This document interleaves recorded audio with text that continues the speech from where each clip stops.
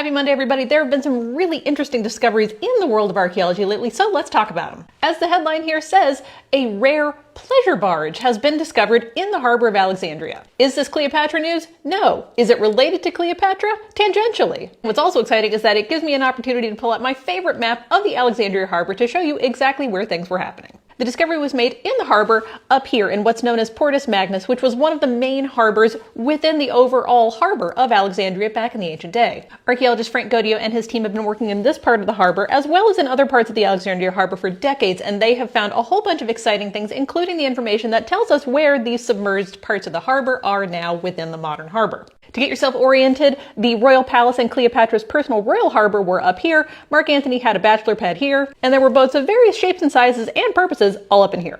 This new boat, which has graffiti, as you can see right here, would have been an impressive 35 meters long, 7 meters wide, and was specifically the type of ship that was used for extravagant, luxurious pleasure cruises.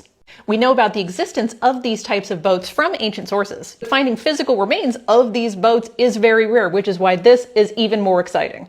Also, the graffiti lets us know that it dates to around the 1st century AD. A 3D scan of the ship can be seen here, and you can see just how impressive this thing would have been. Because of where it was found in the harbor and the approximate dating of the ship, Godio and his team are theorizing that the ship could have potentially been sunk during the destruction of the nearby small Isis temple in around 50 AD, and that the ship could have potentially been used for ritual activities and ceremonies tied to that temple. So again, a tangential relation to Cleopatra, because this is the type of ship that she would have used for some of her impressive cruises in and around Egypt and the Mediterranean, and she would have used the specific Isis temple as well.